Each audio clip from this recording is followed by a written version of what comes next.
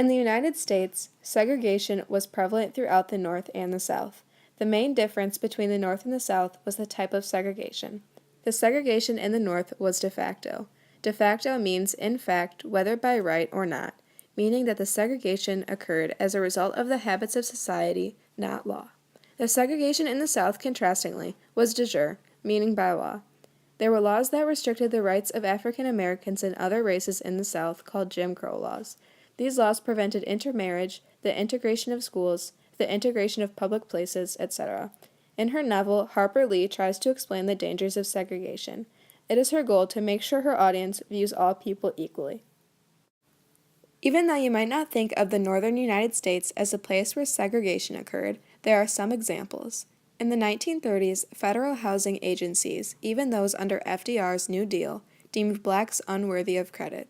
Projects were built in existing ghettos where predominantly blacks lived.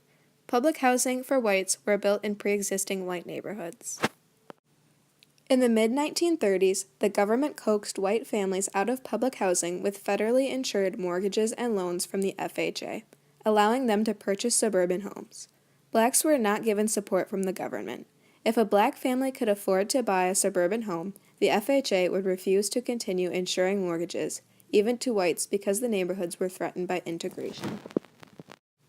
Situations like these took place in 1930s New York City. The U.S. tried to stop segregation in public housing with a Supreme Court ruling. In 1948, the Supreme Court ruled that such racial restrictions were legally unenforceable. This meant that the FHA had to practice more equal habits. In To Kill a Mockingbird, a similar situation takes place.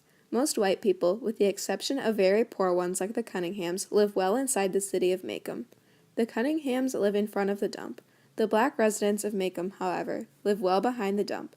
They were forced to live by garbage. They weren't allowed to assimilate into white society, so the boundary between the blacks and the whites was the dump. To Kill a Mockingbird is trying to tell us that people are people regardless of race or social class. Since the African Americans are hated so much, they are given low-paying, labor-intensive jobs.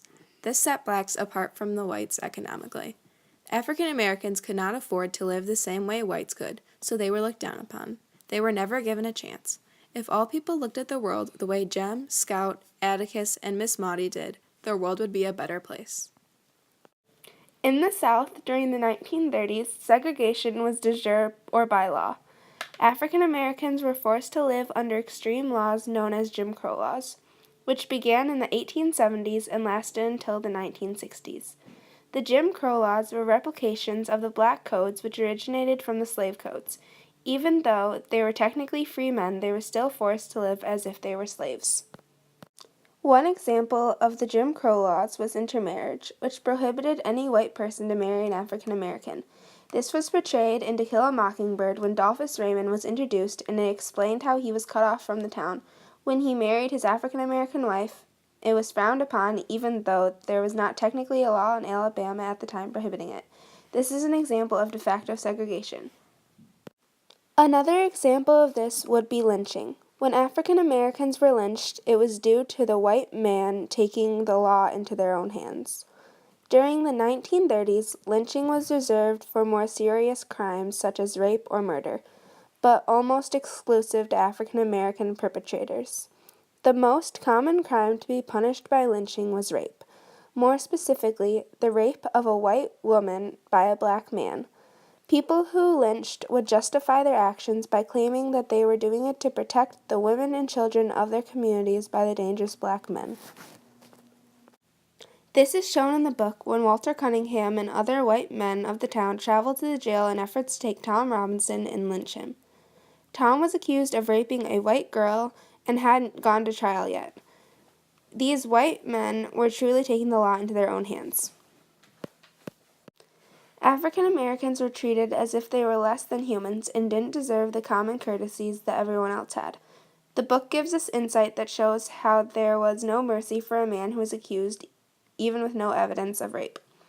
In conclusion, no matter where you were in the United States during the 1930s, whether you were in the North or the South, there was segregation and discrimination toward African Americans.